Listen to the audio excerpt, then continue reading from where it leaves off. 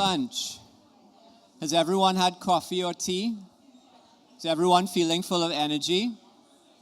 This is a very unenergetic sounding audience. Could you give yourselves a round of applause to wake yourselves up, please?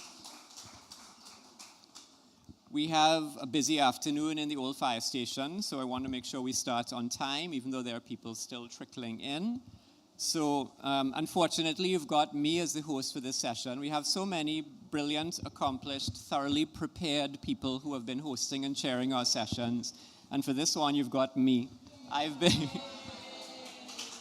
with my scraps of paper with notes written on them, which I'm hopefully going to make sense of as we have the conversation. But one of the little indulgences I can give myself as the person who programs the festival is that if there are a couple of writers I actually want to spend some serious time with and know if I want to sit down and have a conversation with them for an hour, this is what I can do. I don't have time otherwise to sit and talk to anybody, but no one can pull me off stage right now, so I get to sit down and have a conversation with Cristina Bendek and Adalber Salas Hernández. So as you probably know already from the program, these are two writers who write in Spanish, except I'm going to put a finger up and say that with Cristina it's a bit more complicated, and we will get to that. And they're going to be talking about, in Cristina's case, her novel Salt Crystals, and in Adalber's case, well, Adalber has any number of books we could talk about, but in this case we're going to talk about a recent book that in Spanish, well, it's actually a dual language edition. So in Spanish it's Isolario, and in English it's Islarium. But I'm sure that the conversation may kind of stray across the wider bodies of their work. So I'm going to just introduce them very quickly. Some of you were probably in Cristina's session earlier this morning. Cristina Bendek is from San Andrés, which is an island that is part of an archipelago that is in the Western Caribbean Sea, closest to the coast of Nicaragua, but for complicated reasons, it's part of Colombia. That's a very long story, and in fact, it's the core of her book in a kind of a way, because you can imagine, for someone from San Andrés, that's a very complicated identity and history to bear, and that identity and history are exactly what Cristina is writing about in her book, from the perspective of her character who narrates the book. As I said, the book is called Salt Crystals in English. In Spanish, it is Los Cristales. Right, I've got it written down here somewhere in one of these little notes. Los Cristales de la Sal in Spanish. It was published in Spanish in 2018 and won the Elisa Mujica Prize, which is a major literary prize in Colombia. And the English translation by Robin Myers was published back in 2024, 23, 24, so more recently. So that's Cristina. Adalber Salas Hernández is, like Cristina, slightly complicated. He is both Venezuelan and Spanish, though he currently lives in Mexico City. Adalber is a poet, he is an essayist, he is a translator. He's translated quite a lot of Caribbean writers, and not just from English into Spanish, also from French into Spanish. He also translates from Portuguese.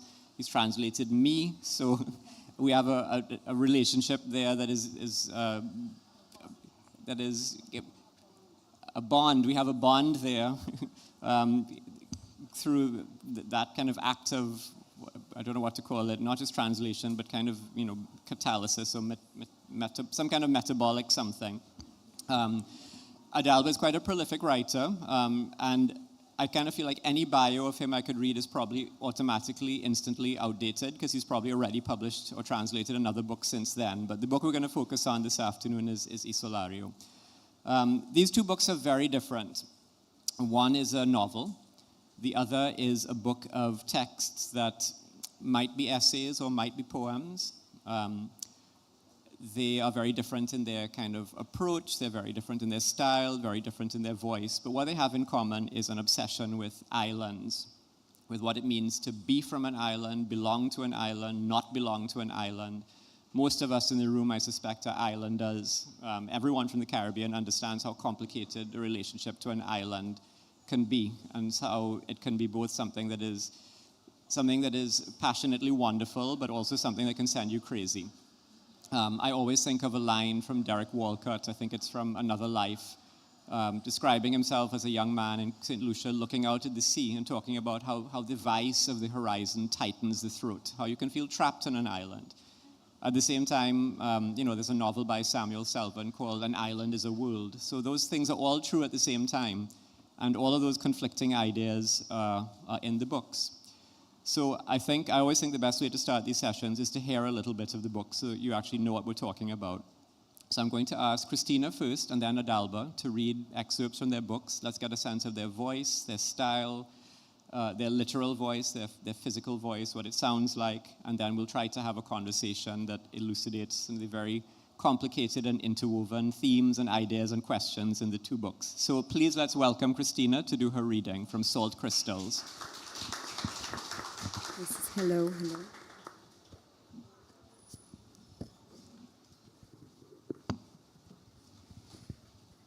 This is from the first chapter, and the character found an old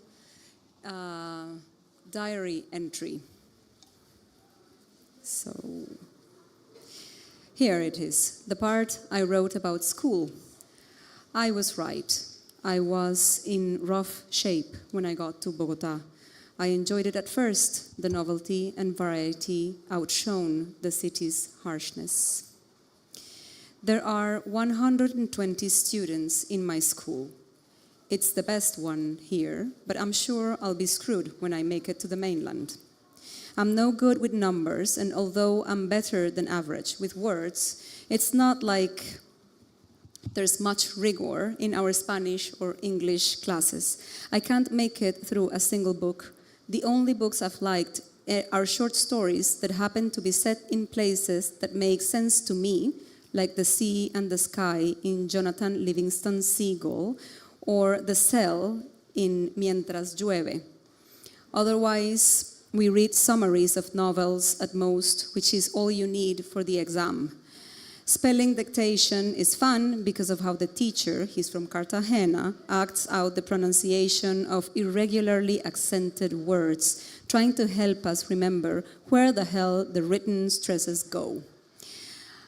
I also found a bunch of those dictations in my notebooks, the occasional note from a friend, drawings, the name in cursive and block letters and different colors of the boy next door I worshipped in silence, a redhead kid from an Arab family until he moved to Isla Margarita. Stickers from the lunches we ate at break. I never knew what a wafer biscuit was supposed to taste like or how crispy crisps really were until I ate them in Bogota. Here, everything was stale, soggy, damp. In my landscape, there's an ocean, some keys and shoals, reefs of dead coral, a 16-meter hill topped with a church I've never been inside, and a lagoon deeper inland before you're out on the open sea again. There are palm trees, mangroves, small red and white crabs, large blue and white crabs, fish, fish, fish. It's been a long time since I stopped catching hermit crabs and fashioning habitats for them in plastic tubs of Tospino's ice cream, or collecting shells or playing with soca until I spotted a lizard to kidnap from the clothes on the line. Everything else was the same woozy wash. Blue and green, blue and green, blue and green. The setting repeats itself, snagged in the infinite oval of the ring road, where the golf carts lurch around at 30 kilometers an hour, stuffed with drunk, trashy, neon-clad tourists. Here, everyone loses their mind eventually.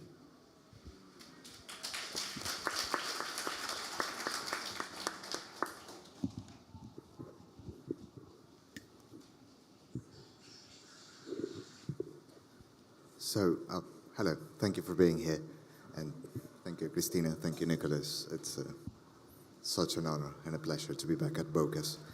So, these are all fragments, what I'm going to read, so prose fragments. So I'll make a small pause between them, so just to give you a sense of where the text stops and where it begins again.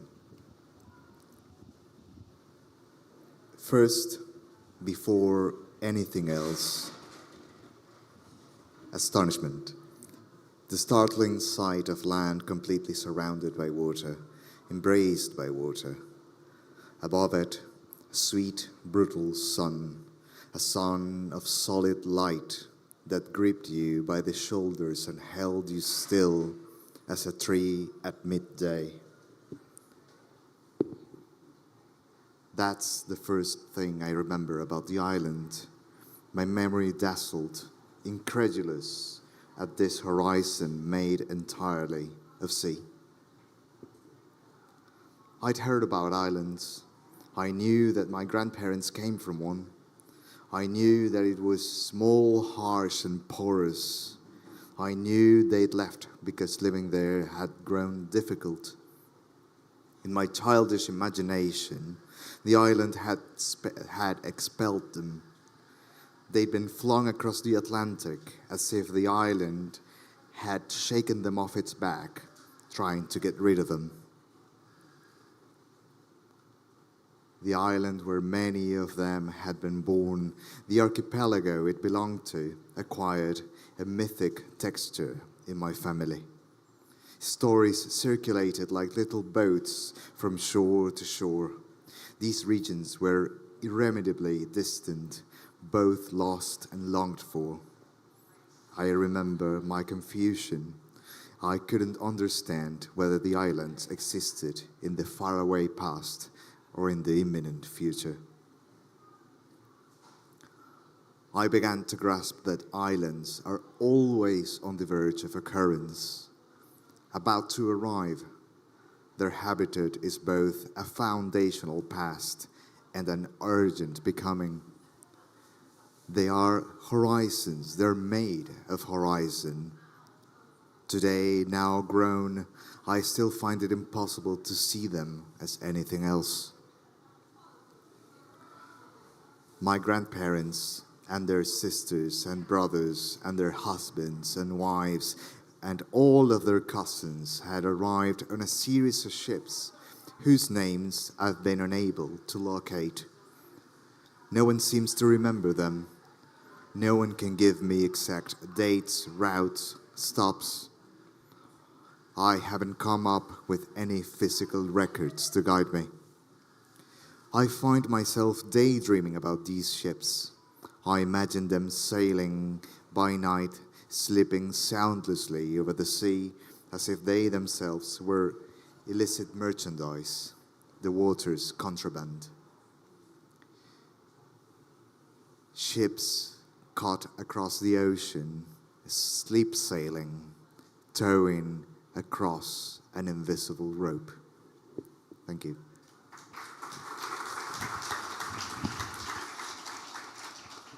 Thank you, Cristina and Adalber. And something I should have said at the beginning, and I want to say it now before I forget, is I do want to thank the Embassy of Colombia and the Embassy of Spain for making it possible for these two writers to be here.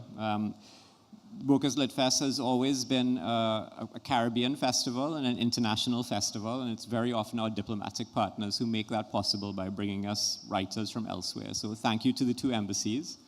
Why not give them a clap?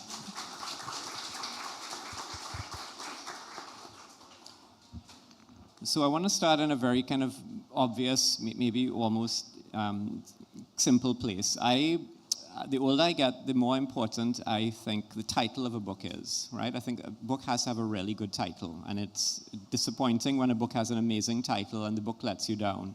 But it's also equally disappointing when you have a great book and you just think someone needed to try a little bit harder to give that a name.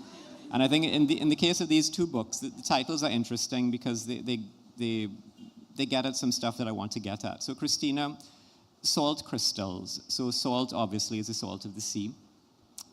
Salt as a metaphor means many, many different things, but there's a bit in the novel where your narrator, Victoria, says that, and she's talking about the people from San Andres, she says, we are like salt crystals, refractory, luminous, mirrors for each other. What made you want to title the book this way, and what is the idea of salt, and not just salt in the sea, but hard salt, physical salt, mineral salt? Why is that idea so important to you for the book?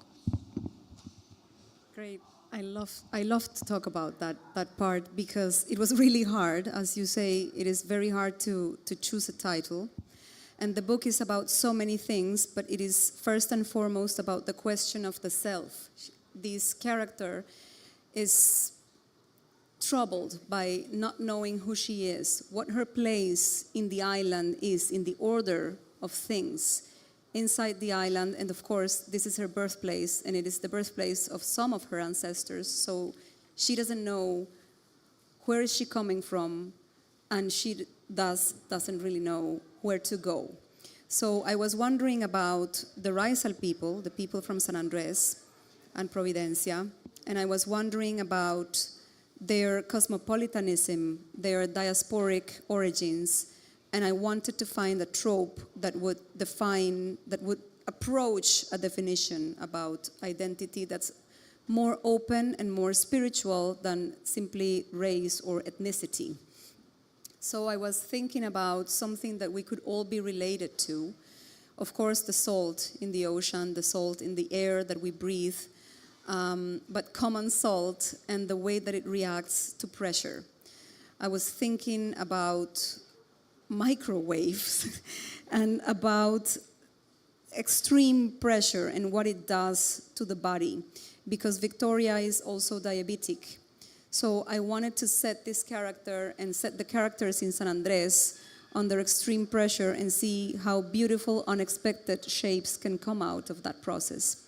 So I thought of fractality, and I thought of, this process of becoming, of turning into something else. And that's how I came up with salt and salt crystals. Actually because of my niece, because she was watching some YouTube videos about, she was obsessed when she was a little girl with making slime. You know what that, I have a niece who is obsessed with making slime. Well, I was so curious about it because she was, it's a very sophisticated thing that she turned it into.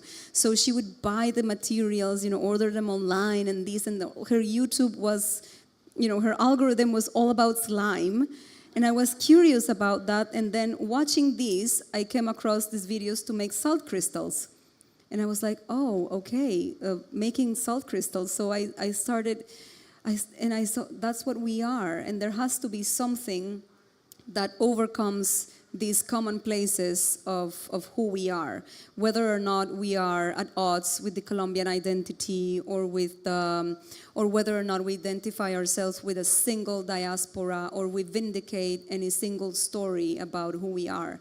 And this image sort of was the last click that I needed. And I have to say that in this edition, in this Charco Press edition, this cover illustrates that really well, because I think that what I resourced to was a sort of fractal thinking to try to create this first book. It was very hard because there were no references of writing San Andrés in fiction, in contemporary fiction. What we can find there is historical novel and going back to the past. And I wanted to narrate what we are going through now. And I think that pressure is still up. So it was I think it was a good choice. It's a very memorable title. And just to give not to give anything away, but to give a really quick précis, I mean, the audience may have got it from what you said. It's about a young woman. She's 29 at the start of it. She grew up in San Andrés, as Cristina says, of ancestry that's partly continental, but partly from the archipelago. She's been living in Mexico for a while, for 15 years, something like that. Something happens that precipitates her coming back, making a decision to come back to San Andrés and to back into her childhood home. Her parents are no longer alive. And she arrives in this place that she knows from childhood, but has not been in for so long, and is basically trying to figure out who she is and what she's doing here and why she's here and where she fits and why she looks like a foreigner, and just understanding the history of the place, the history of her family. So a very complex and, as you say, a fractal-like story, many different facets, many different angles and approaches.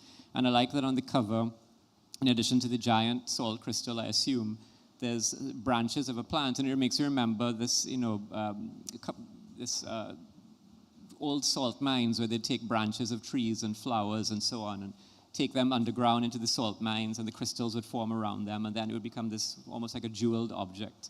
Yeah, Anyway, so all of that is kind of tied up in this novel, and we'll get into some of that in a minute. But Adalber, here is the thing.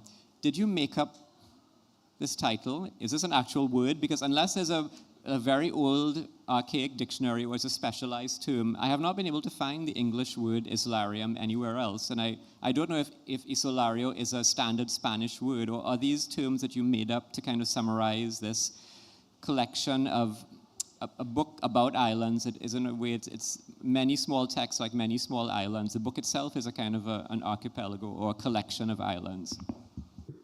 Well, hello. It's working? Yeah? Okay.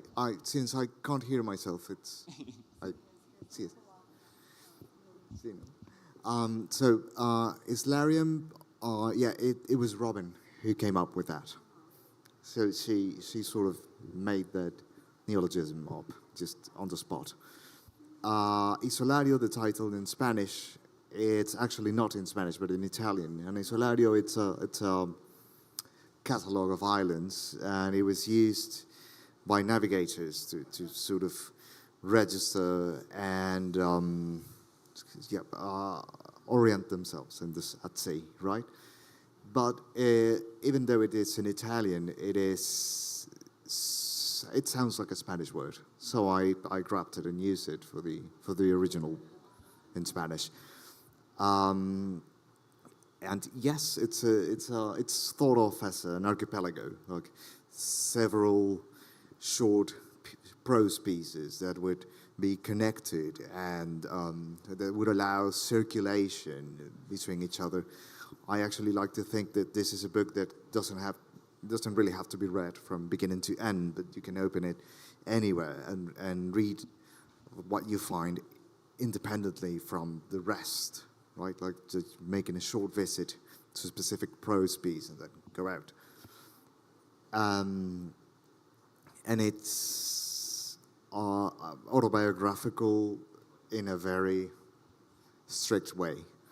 Like I would always feel, as I was writing the book, the temptation, or rather the inclination to fabulate a bit, to fictionalize my life, and I did my best not to, but it's the consequence of long words and a fascination with islands, right? Both the islands off the coast of Venezuela and the islands, the Canary Islands, where my grandparents come from.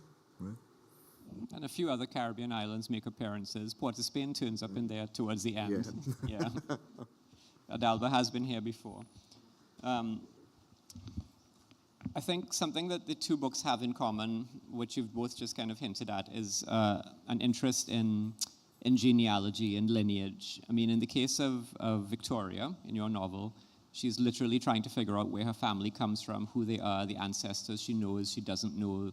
She does research in archives. She has friends who send her documents. She stumbles upon a great-great-grandfather's gravestone, something like that. So there's very much a sense of a concern with where I come from, which is also, in your collection of islands, as you say, if I were to describe this book, I'd say chronologically, the first islands are the Canary Islands, because the stories, you start off stories from your grandparents, and then you talk about visiting Margarita as a young man, or as a child, actually. And there's also kind of an intellectual lineage in a kind of a way, because Adalber, you also write about a lot of old stories, myths, things that have come out of, mythical accounts of, Irish saints who go sailing and discover islands with, kind of magical properties, and historical accounts from old navigators. And so how conscious were you writing these islands of that, trying to create a kind of an intellectual or even a kind of a mythical lineage, putting yourself in a kind of a genealogy of people who of island explorers who have come back telling very tall tales about the islands they've supposedly discovered? More than a lineage, I would like to think of a scene, like this, or more of a space than the passing of time. Like, I would like to think of it in spatial terms. Like, I sort of display and explore all these myths about islands in an effort to understand how multifaceted our thought is when it comes to islands, and how we tend to imagine them and to make them the locus of secrecy, or the locus of horrors, or the place where all desires are suddenly magically fulfilled. Right? We islands in the not only in the Western imagination, but I stick mostly to the Western imagination, do tend to be seen or conceived of as almost mythical by definition. And I wanted to explore that and play with it and take it apart a bit and mix my own biographical experience to it, and see them also as places where life originates, and that's when my grandparents come in, right? And where my own life originated. And one of the mythical islands you write about is Antillia, which is the island that gave its name to the Antilles, the Antillean chain that we all live in. So, Cristina, the kind of lineage in your book, it's the literal lineage of the character, trying to figure out her family and so on. But for you as a writer, I'm kind of interested to know, because you spoke about this a little bit just now, about the fact that there was no contemporary or very little contemporary fiction or contemporary novel from San Andrés, so there's historical fiction. And I'm interested to know, as a writer from San Andrés specifically, where do you see your literary lineage? For instance, I know the one other kind of major San Andrés writer I know, because you introduced me to her, is Hazel Robinson. But I also know that I think that actually most of her books are set in Providencia. Is that right? And that's more historical. But as a writer, what would you say is your literary ancestry in or through San Andrés, Providencia, the archipelago, or through Colombia, the mainland? No, it's outside. It's in other islands. I would say without references like ranging all the way to Walcott or Naples. If I hadn't read Edwidge Danticat or Jamaica Kincaid, I wouldn't have been able to find, or Yaa Gyasi, who is an American Ghanaian author. I don't know how I would have found the courage to write something that I hadn't found in San Andrés. I remembered something I read in one of V.S. Naples' memoirs. He said that whenever he wrote about his streets, the neighborhoods, just across his house, his home house, which I happen to visit now, I can say that I saw the house, the Lion's house. He felt they were ordinary places that didn't deserve to be written, that they felt funny. And that's the way that I felt about everything that was surrounding me. We tend to believe that to put things, to give things a language, to make them available through language, there is this sort of solemnity into things. And actually, well, no, the opposite is true, because whenever we are able to narrate the reality that we are immersed in and try to make it beautifully, try to appeal to its literary content, that's the art of it, and that's what I was trying to find, and that was the challenge. So I didn't find anything, besides memoirs from San Andrés and Hazel Robinson's novels, mostly in Providencia. You would always find characters that were transiting from abroad or from the continent through San Andrés very briefly, and then in Providencia mostly.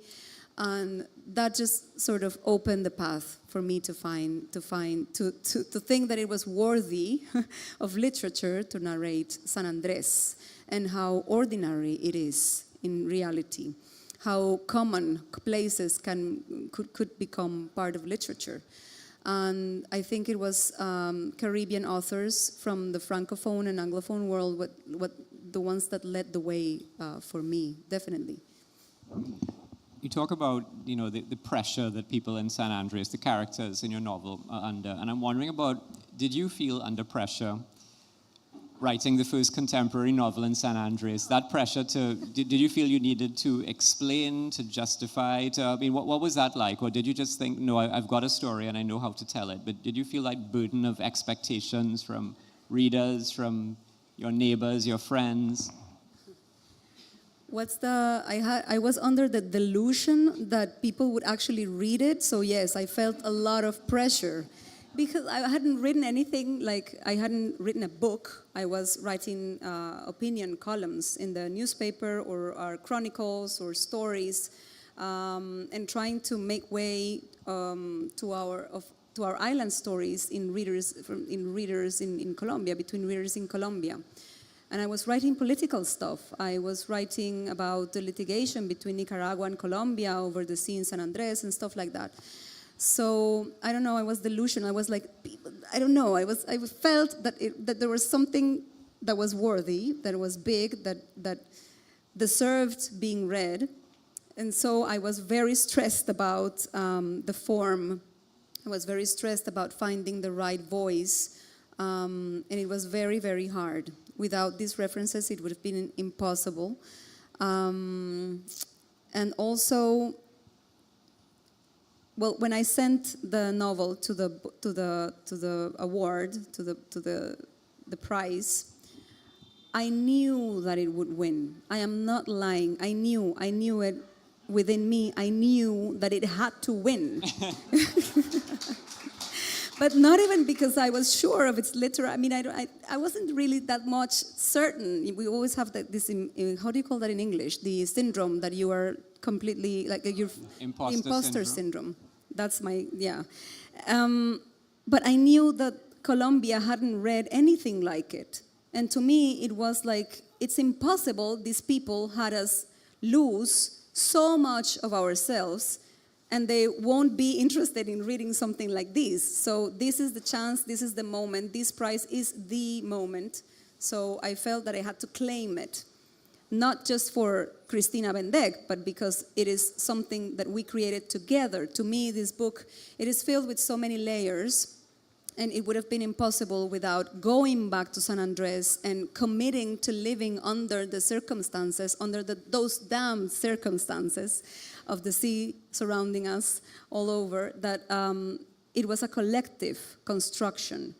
The people the characters that I narrate are fictional, but they are made of bits and glimpses of so many people that you can find in the streets, and so many people contributed to me finding my own ancestry and leading the way for me to find at least some sort of closure with these very spiritual and deep questions. So it's a collective thing. And besides, I write Creole there, and I had many advisors about how to write Creole, and I made many meditations about how to have these three languages living together in one single narration. Yeah.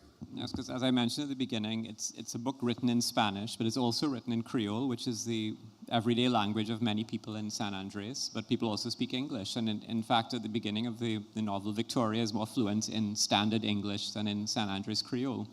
And and that's all part of that very complicated relationship between San Andres and continental Colombia, which is a constant presence, problem, and aggravation throughout the novel. And I was struck when I was rereading Isolario, Adalber, that towards the end, in one of your fragments, one of your islands, you say continental logic is the logic of dominion. And I thought that's another interesting connection between the two things. Tell us a bit more about what you meant by that, as someone who was born on a continent, but is wandering among islands, both physically traveling and also imaginatively and mentally through this book. Okay, there we go. Sorry. I was born on a continent and on a city that sits in a valley and that has the Caribbean Sea less than 45 minutes away. And yet, it acts as if the sea were, I don't know, miles and miles and miles away. And a very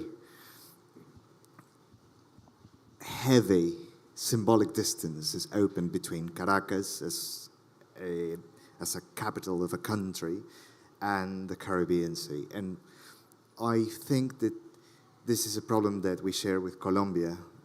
These are both nations, and correct me if I'm wrong, but these are both nations that tend to imagine themselves as continental nations, as a nation, and as nations from the Andes more than from the Caribbean, right? And we associate culturally all sorts of negative things with the Caribbean, such as, lack of serious thought or informality or, all sorts of laziness, all that sort of, yeah. And the positive things are never taken seriously, or they're framed as unserious, like, and also framed as tourist attractions, right? So the Venezuelan Caribbean has been neglected painfully, even though officially Venezuelans are proud of their Caribbean. They act as if it were, a minor accident in a very serious and continental nation. That's how I was raised. That's what we would get in school. And yet, as I was growing up, whenever I was taken to the sea, I was just baffled and dazzled and marveled. And back at home, my family acted as if they were still living on an island. I mean, the way they lived their migration was to keep alive the way that they lived and how they related to each other, as if it were happening over there in their native island and not in a city that sits on a valley, in a very serious continental nation. So I tried to explore that, and what I came to think is that what I call continental thought is monolithic, serious, formal, logical thought that shuns away from metaphors and from cross-pollination and from influence. It's a thought, a form of conceiving the world that is predicated on the idea that it has to be utterly coherent and it has to be absolutely impermeable. Am I using a real word there? Or am I just taking a Spanish word and using it? It has to be beyond the possibility of influence from the outside. Whereas what I call island thought, and this is not just me, this is me writing after reading a lot, especially under the influence of Edouard Glissant. Islands are open to influence, and that is what makes them so culturally rich. Island thought for me is that kind of thought that allows itself these metaphorical jumps and allows itself to be changed by what comes from the outside and gives rise to, say, creoles, for instance, which are absolutely the languages of the future. So the tension between islands and continent is what drives the book, theoretically. I remember many years ago, like 20 years ago, having a conversation with a Venezuelan curator, I think an art curator, who was talking about Venezuelan identity and used the phrase Andean destiny. And you immediately have this vision of these soaring mountains capped with snow, and that is our destiny, is to go up there. when in fact it's a country with a very long Caribbean coastline. And, not just Margarita, but Los Roques, there are many islands that belong to. 311 islands in the Caribbean, without taking into account Margarita, Cubagua, the big ones. And then it gets even more complicated with Colombia because there's a Caribbean Colombia that's on the mainland. That's Cartagena, Barranquilla, where Garcia Marquez is from, who always described himself as a Caribbean writer. But then San Andres is something else again. There's a very distinct identity between that kind of Caribbean coast Colombia and from the islands. Could you tell us, just give us a little bit of context about that? Because I think that's also kind of, I'm not, it's kind of like that's a whole political tome that I'm asking you to open, but I think it gives a little bit of background to the book and to why San Andres feels like such a very specific place, even in this bigger universe of Colombia.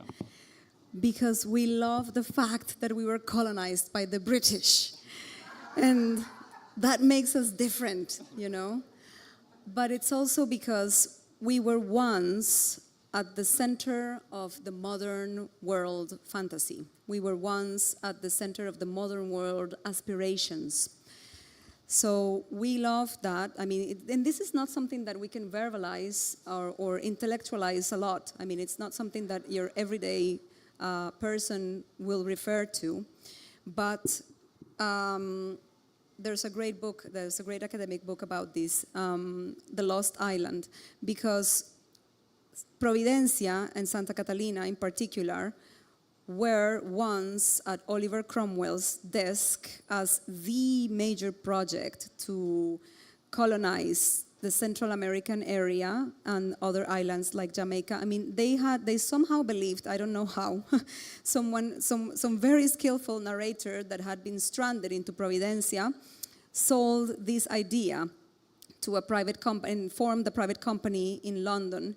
And they advocated to Oliver Cromwell, they sold this idea to the parliament and everything. They gathered money and they made up this pool of investors who thought that they could colonize this area starting from Providencia Island. This is a very small island and it is far from any mainland. So I don't know what they thought. They were embellished with the island when they saw it and the quality of the soil and the fact that it had flowing waters and so on. So that's why it was a very short period in history, only about 10 or so years that the British were there, the Puritans were there, on board of the Seaflower, that's a sister vessel to the Mayflower. And this happened around 1638 or 34, something like that. And it made an imprint, a permanent print in our history, because English stayed in spite of the fact that the Spanish Empire then took over. So that's what makes us different from this Caribbean coast in Colombia. And we have different traditions, different language, different food, different gastronomy, different ways of relating to each other, the orality of the British is very important. We didn't have a written law, but there was a law that everyone knew. The ways of interacting in society are simply very different. And the ways of relating to the environment, to the sea, the fact that we are all surrounded by this blessed condemnation that the sea is. So it's a very different, I'm also partly continental because part of my family was raised in Barranquilla in Colombia. And of course we also drink from the fountains of magical realism and drink from the fountains of this world that is built upon the absurdity and everyday absurdity and everyday magical experiences of ourselves, which is what Gabriel Garcia Marquez does in his literature, is he presents some experiences that we as islanders, and I would dare to say as Caribbeans in general, have that become absurd to anybody else, but we know that these things are possible and real. So we are also subscribe to these ways of reading and interpreting the world, but we do have a different past that because of political reasons, needs to be permanently vindicated. When you spoke about, Cromwell's great plan to colonize Central America from this tiny island, it reminds me how coveted these very small islands of the Caribbean were at a certain point. In the days when transport was by ship, where military moved by the sea, and so a tiny speck of land in the middle of a huge body of water was not necessarily isolated. It was well connected to global shipping routes and trade routes, and so there was this great desire to control these islands, which reminds me of a line, a sentence that you use, Adalber, in one of these fragments. You say, an island is a space of desire. Tell us a little bit about that, because I think in the context of your book, that desire takes different forms. It's literally a place where, there's a hint of some first love or first romance that happens on a childhood visit to Margarita, but obviously it means more than that. Why is an island a space of desire? Well, throughout the book, I reiterate the phrase, but I changed desire for something else, right? But it begins with desire as an exploration of in our imaginary as how the islands are, our desires tend to be projected culturally onto islands, and then I move on to, let's see, horrors, and then to secrets and loneliness, I think, if I remember correctly.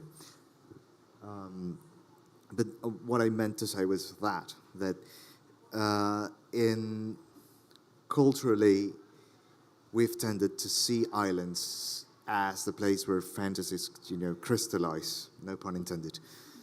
Some of us may even remember there was a TV show called Fantasy Island back in the day. Exactly. And from the Western culture's inception, from Homer on, right? And it's a trope that is worth exploring and it's worth deconstructing, right? But just as that happens, also our culture has imagined all sorts of horrors in islands where monster lives, or prison islands, which are a very real thing, or islands where secrets are well kept, or islands where, like the fabled desert islands where people end up stranded and so on. So yeah, I tried to not only explore that, but also put it into question, how our imaginary creates all these layers of metaphors to envelop islands with. And you also write about how in some very specific cases, just as historical fact, that the paradise of an island was bought with the blood of the people who were killed there, who were enslaved there, the people who created the paradise, literally on behalf of the continental logic, I suppose. I would say that there is no paradise without lots of innocent blood underneath it. Does anyone from the audience have a question? We do have a microphone. If there's something you'd like to ask one of the writers, now is a good time to do it. Got here, Ishara. Good afternoon. Hello? All right. Thank you both so much. I feel like a lot of our conversations about Caribbeanness neglect our Spanish-speaking neighbors, so I'm really glad to have this conversation in this space. Cristina, can you share, I have an interest in Creoles in general. Can you share a little bit more about the Creole that's spoken in San Andres? I have to say I'm not a native Creole speaking person. But that being said, Creole was once a pidgin language, of course, to respond to the imposition of English, the English masters, and to allow, it was formed in the plantation, in the fields, in the everyday labor of the enslaved people in Providencia and in San Andres. And it gathers many influences. Its main root is English, but that would be the root language. But in San Andrean Creole, You have words from the West African languages. You have pronunciations and glimpses of French. You have, of course, the influence of Spanish as well. So some contemporary words, everyday words, are adapted from Spanish, pronounced in English, and it also carries, of course, the root is not standard English or anything. It's Scottish and Irish English that made it in the slave ships to San Andrés, and from slave captains or crews that made it there.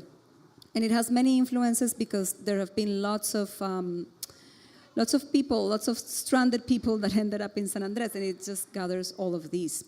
Right now there is a process of crystallization and of turning Creole into a written form. And there is a standardization process that's very intentional because Spanish has displaced Creole and English in San Andrés. And actually the English that is spoken in the island is not the English that I'm communicating with right now. It's a lot more Caribbean, it alludes more to Jamaica, to Grand Cayman, to Belize. It's a lot more, it has many words that I learned English at an academy, for example, that we don't use anymore.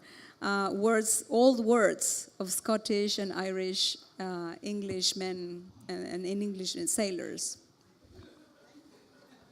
One question. I think it's my job to keep time and to make sure the next event starts on time. So I can't be the session that runs late. So we'll do one more question from in front.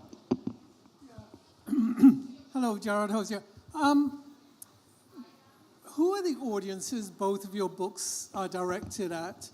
Are they the Colombian intelligentsia? Are they academia, English-speaking academia? Are they general public? Because all of those, you mentioned the word exotic, the Caribbean islands being viewed as exotic or romantic, and they're much more complicated than that. And in a lot of those circles, we are seen as victims as well and exotic. So I'm just curious, in your framing of your narrative, or who were you actually trying to address in your books? Both of us. Sure, okay. Anyone. The book tries to appeal to any reader that is willing to explore the concept of islandness, so to speak, right? And to delve into all the fables that have been woven around the islands, right? Historically, but just as we do it nowadays, from the depredations of tourism to, the inception of plantation economy to very, very specific biographical stories such as My Family's, right?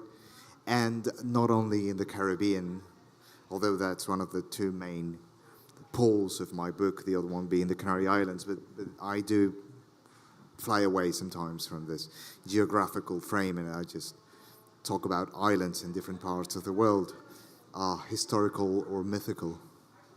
Yeah, that's it. It's perspective of the right perspective of the book. What? So if it's like from a Caribbean perspective, or is it from an idealized perspective? I wouldn't know what an idealized perspective means in this case. What I would mean is as people perceive us as opposed to we perceive ourselves. So if you were writing a story of the Caribbean, from the Caribbean, it would be one perspective. And if you were writing it Okay. outside and looking in, it would be another perspective. That's what I'm trying to get at. I would guess it's the first option. Yeah, okay. I think the hope is that you write from a place within you that will touch upon places within everybody else, in general audiences. And I think we write with questions. I think one of the most difficult things when you approach writing is that you have to have the questions really well set, because that's what will guide you.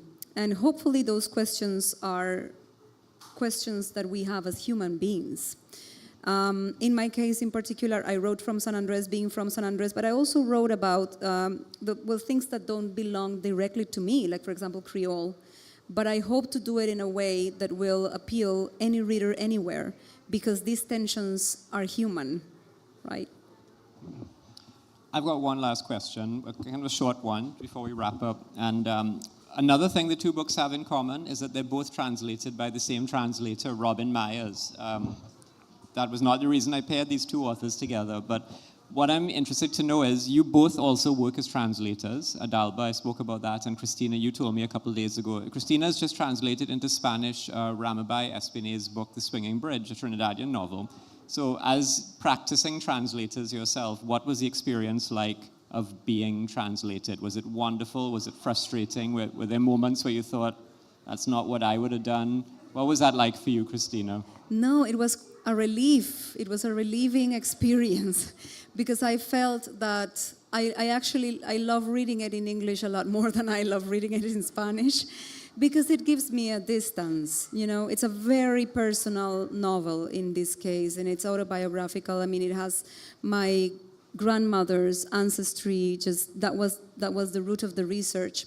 And when I read Robin's translation, for some reason, I had felt that I could have written that in English, and then when I read her work, I said, like, no way, of course. Somebody else had to do this, and this mediation, reading this mediation was amazing. I love what she did. I love the voice that she found for Victoria, and we worked through certain very particular questions about the ways in which these interactions in Spanish, with Spanish, Creole, and English would be felt to the English speaking reader. So no, it was incredible. I really loved the process, and I think that much of what has happened and the way that this book has been received in the Anglophone world has a lot to do with her choices. So I'm really grateful for her work. And translators are, artists. I'm just starting on this, And Adalber, you've had several books translated by Robin Myers, yes? Yes, this is the fourth. And there's a fifth on the works. But, Robin is greatly talented. Is a greatly talented translator. And just like in the case with Cristina, I was just so marveled at her choices. And to tell you the truth, I also liked better her version. I actually gave her leave to edit the text because, I used to have the rights. So back then I told her, if you find a fragment that you don't like, we'll just eliminate it. Let's edit it out, because I really trust her. Okay. Unfortunately, the person who scheduled this event should have given it another 30 minutes, but we do have to end now because you've got another session that's about to start. So the first thing I want you to do is please applaud the two writers.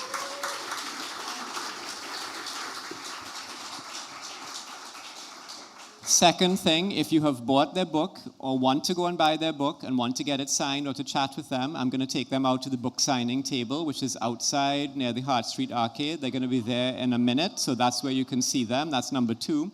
The third thing is the event that's going to start here in just a couple of minutes is another great session. I don't know why I've put such amazing things back to back. We're going to be talking to Alison Donnell about her book Lost and Found, an A to Z of neglected writers of the Anglophone Caribbean. Very important session. That's going to be here in just a couple of minutes.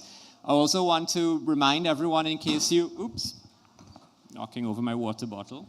Want to remind everyone, or tell you in case you didn't know, that while you're exploring the library and buying food from the cafe and books from the booksellers, please make sure you go down to the basement level, because in the foyer of the AV room, we've got a beautiful little jewel box of an exhibition by the artist Shalini Siriram, who is our festival artist. You can buy one of her festival posters, but there are some of her original works down there, and it is worth a detour. It is worth half an hour of your time. And if you need to get away from all these writers and all this conversation and all these words and just rest your eyes, you can do that with Shalini's artworks. Everyone, thank you very much for coming, and we'll start the next session in a few minutes.